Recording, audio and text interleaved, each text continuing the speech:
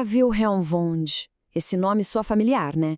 Para quem já deu uma olhada em qualquer livro de introdução à psicologia, ele tá lá, cravado como o pai da coisa toda. Só que tem um porém. A imagem que a gente geralmente tem dele, aquela que vem dos manuais, sabe? Ela é, bem, digamos que é uma caricatura, muito simplificada e, para ser sincero, em vários pontos, bem errada. Então, bora mergulhar nisso. O que a gente sabe de verdade sobre essa figura tão fundamental? É isso que vamos fazer aqui. Desconstruir uns mitos e botar uma lupa nos verdadeiros conceitos de Wundt. E olha, prepare-se, porque o pensador por trás do mito é muito mais complexo e fascinante. Mas por que ele é tão mal compreendido? De onde vem essa confusão toda? Bom, primeiro, o Wundt estava mergulhado até o pescoço numa tradição filosófica alemã que, vamos combinar, não é para qualquer um. A gente está falando de Kant, Hegel, Leibniz, é uma galera de peso. Isso já torna a leitura do original um baita desafio. E para piorar, muitas das ideias mais geniais dele acabaram se perdendo no caminho, sabe? Em traduções meio capengas, em resumos que simplificaram demais e que, no fim das contas, deixaram de fora partes gigantescas e cruciais do trabalho dele, como, por exemplo, a obra imensa sobre a psicologia dos povos. Então, o nosso caminho vai ser este aqui. A gente começa com o pioneiro incompreendido, depois vai fundo na psicologia da experiência, daí a gente investiga a mente, passa pelos princípios fundamentais e fecha com o verdadeiro legado de Wundt. Bora lá? Certo, vamos direto ao ponto. Para começar, o que, afinal, a psicologia deveria estudar na visão de Wundt? A resposta dele, olha, muda o jogo. A grande sacada dele está toda nesse conceito, a experiência imediata. O que é isso? Bom, para Wundt, a psicologia é basicamente a ciência que estuda o nosso mundo interno, mas não de qualquer jeito. Ela estuda esse conteúdo do jeitinho que ele aparece para a gente, sem filtro, de forma direta e subjetiva. Esse é o coração da coisa. E o mais legal é como ele coloca a psicologia no mapa da ciência. Pensa assim, a experiência é uma moeda com duas faces. De um lado, você tem as ciências naturais, que olham para a experiência mediata. Elas focam nos objetos lá fora, no mundo externo, de um jeito objetivo. Do outro lado da moeda está a psicologia, que olha para a experiência imediata, para o nosso mundo interno, o lado subjetivo da coisa. E o ponto-chave é, elas não são inimigas. Pelo contrário, são complementares, cada uma olhando para uma face da mesma realidade. Tá, mas por que esses nomes? Por que uma experiência imediata e a outra imediata? Parece um detalhe, né? Mas não é. Na verdade, essa distinção é a chave para entender tudo. A lógica é a seguinte: pensa num objeto qualquer no mundo. Para perceber esse objeto, a informação precisa passar por um monte de filtros, certo? Nossos olhos, nosso cérebro, nossos processos mentais. Ou seja, o nosso acesso ao mundo externo é sempre mediado, ele tem intermediários. Agora, pensa nos próprios sentimentos, nos pensamentos. A gente não precisa de um intermediário para saber que eles estão ali. O acesso é direto, é imediato. A gente simplesmente sente, simplesmente pensa. E olha só que legal este esquema. Ele ajuda a visualizar como Wundt pensava nisso. A tal da experiência imediata se divide em duas grandes avenidas. Uma é o conteúdo objetivo, as sensações, que dão origem às nossas representações do mundo. A outra é o conteúdo subjetivo, os sentimentos, que se transformam em afetos, em vontade. E quando a gente junta tudo isso, pronto, temos os conteúdos da consciência. E é importante lembrar que a consciência não é uma coisa parada, estática. Pensa nela como um palco. A percepção é tudo que está nesse palco, a visão geral. Mas aí, a atenção funciona como um holofote. Quando esse holofote foca em alguma coisa específica no palco, isso é a apercepção. É quando algo salta aos olhos, fica super nítido, no centro do nosso foco. Ok, a gente já entendeu o porquê estudar. Mas e o como?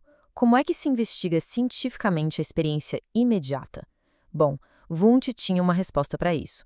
Uma abordagem com 2 métodos. A ideia do Wundt era que a psicologia não precisava inventar a roda. Ela devia usar as mesmas ferramentas consagradas das ciências naturais, o experimento e a observação. O experimento é quando o cientista põe a mão na massa, sabe? Ele controla as variáveis, mexe nas condições e igualzinho um químico no laboratório. Já a observação é diferente. Nela, o cientista fica mais de fora, só observando o fenômeno acontecer, sem interferir. Pensa num astrônomo olhando as estrelas. E aqui vem a genialidade da coisa. Não é um método contra o outro. Cada um tem seu lugar. O experimento, perfeito para a chamada psicologia individual. Coisas como sensação, percepção, processos mais básicos que dá para estudar direitinho num laboratório. Agora, e os processos mais complexos, como a linguagem, os mitos, a cultura, não dá para colocar uma cultura inteira num laboratório, né? Para isso, o método é a observação.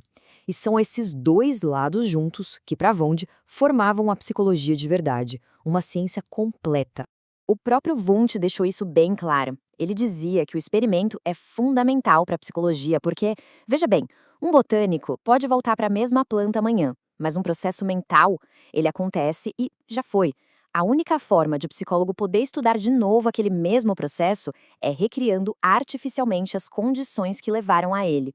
É o controle do experimento que permite isso. Beleza, agora vamos um pouco mais fundo, para os alicerces filosóficos que sustentam tudo isso que a gente viu.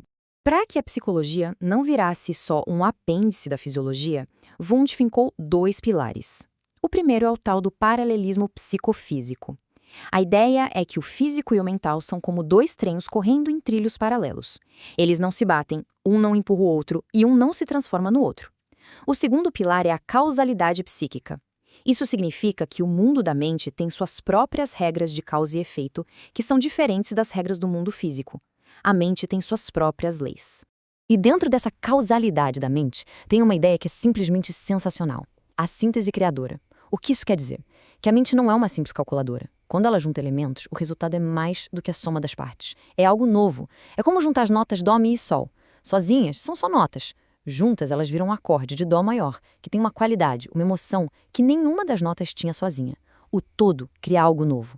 Isso é um ataque direto a uma ideia muito popular na época, o associacionismo britânico, que via a mente como um monte de pecinhas de Lego ligadas umas às outras. Para Wundt, não era nada disso. O processo principal não é a associação, mas a fusão, esse processo que cria qualidades totalmente novas. A simples associação de ideias, isso é secundário. Ok, depois de toda essa jornada, chegou a hora. Vamos juntar as peças do quebra-cabeça e ver quem é, de fato, o verdadeiro Wilhelm Wundt.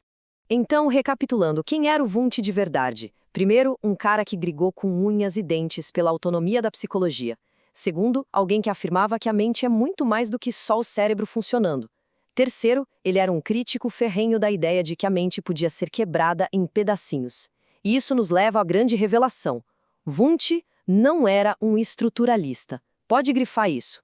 Esse rótulo que todo livro repete foi uma invenção de um aluno dele, o Titchener, que pegou as ideias do mestre e criou uma versão toda distorcida. Se não era estruturalismo, então era o quê? O nome certo para o sistema do Wundt é voluntarismo. Por quê? Porque vem de voluntas, que em latim significa vontade. E era isso que ele via como central, uma mente ativa, com propósito, criativa. Uma mente que não é só um fantoche reagindo a estímulos, mas que age no mundo, que tem vontade própria.